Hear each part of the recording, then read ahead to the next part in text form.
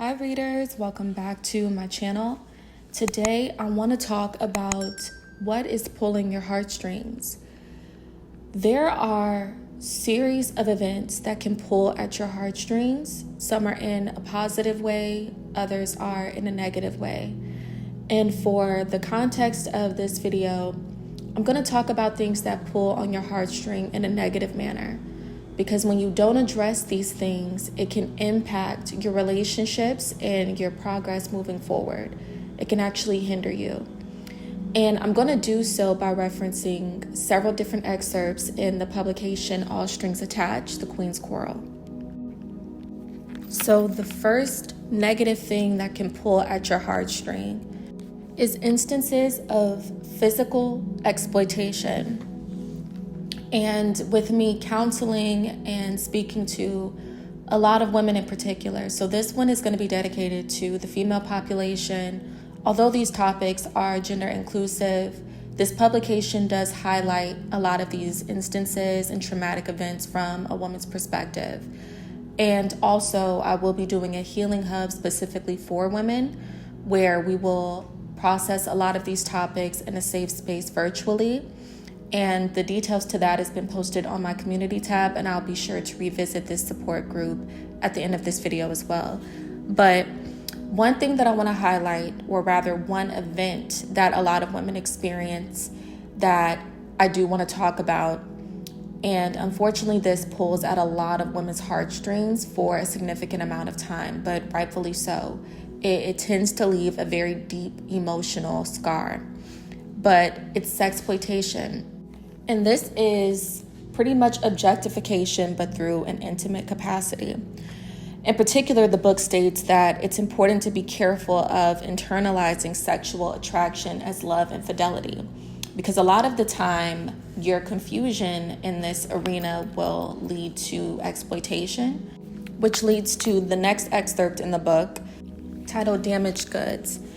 And a lot of women who are not aware of abuse strategies and abuse tactics, sometimes they blindly follow the lead of someone who is setting them up for a trap. And they're capitalizing on this person blindly following their lead and being so consumed with love and infatuation that they don't realize they are trusting a predator.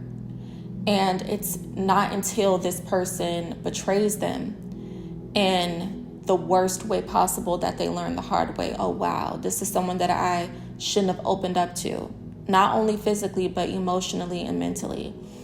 And a lot of people who have dealt with abusers, they also dealt with reputation ruining, but in particular in a romantic and intimate capacity. So these are instances where a lot of women deal with like these quote unquote scarlet letters. So it's a domino effect, right? When you deal with this exploitation under the guise of thinking, okay, if this is what I have to do to gain this person's approval, then so be it. But once that person gets what they want from you, they continue on with abusing you. And in fact, they internalize it as, well, now that I have this person open, right? They're open intimately, they're open emotionally and mentally. That gives me the right to continue abusing them.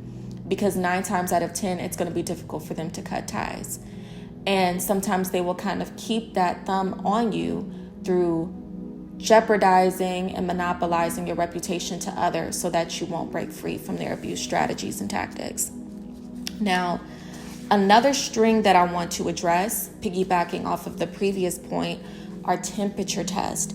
It's very important for women to understand what these temperature tests look like.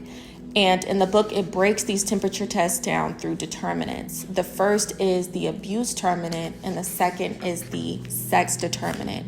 So this is essentially about an abuser or someone who has abusive tendencies looking for ways to test your boundaries.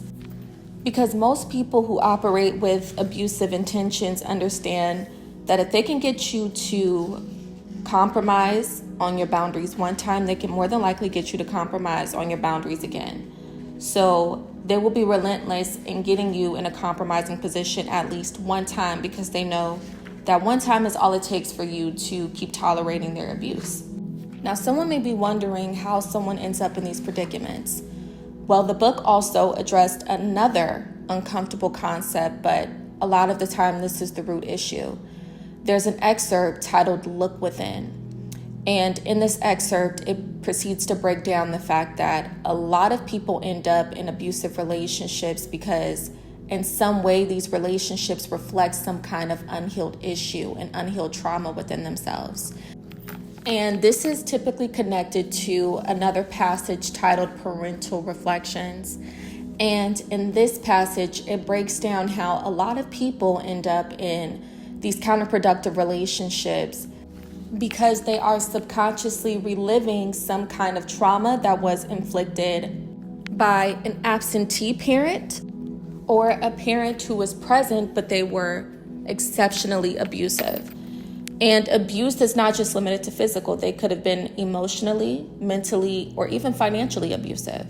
Now, acknowledging the fact that there are certain things that pull at our heartstrings, and sometimes these things are negative. They are traumatic in nature, but that doesn't mean it's the end-all be-all. I am not someone who believes that just because you experience something traumatic, that's it for you and your life is destined to just be traumatic all the way up until you're no longer here. I don't believe that. I believe the first step is awareness. And secondly, you becoming aware of what tools you need to implement so that you can break a lot of these cycles. Because the fact of the matter is this, a lot of people have experienced some kind of trauma. And whether or not someone becomes a quote unquote sad story or a success story is all rooted in what they do with that trauma. Do they continue to inflict hardship onto other people because they haven't, made peace with their past? Or are they someone who learned how to take their pain and turn it into power? But nevertheless, one thing that I want to do so we can lean more towards the healing end of the spectrum and the success side of the spectrum is to do the Healing Hub. So as I stated at the very beginning, I was going to revisit the virtual Zoom session that will be done, dedicated to providing a safe haven and a safe space for women who maybe identify with some of these traumas and some additional traumas so they can talk about it with other women who can also relate. And it's designed to be an open discussion.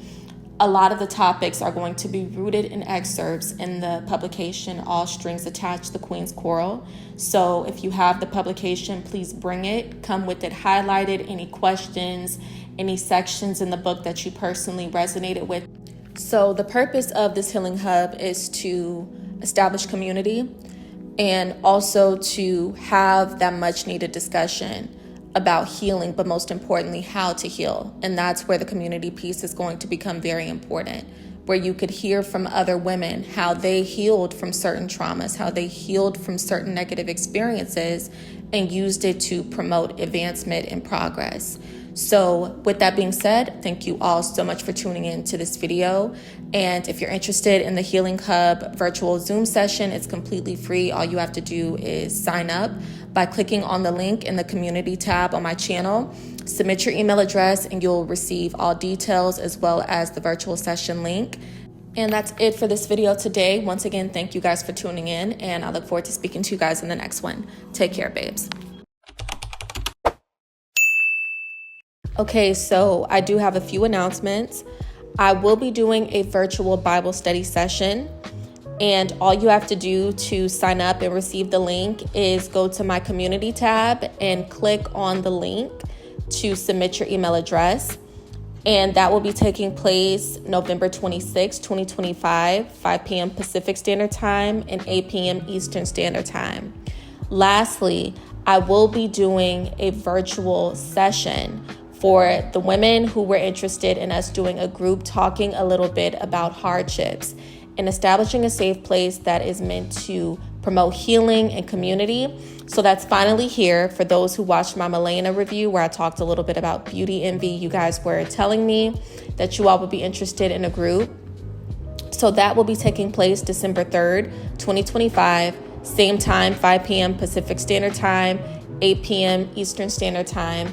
And the process is the same. All you have to do is go to my community tab, click on the corresponding link, and submit your email address so you can receive the virtual meeting link.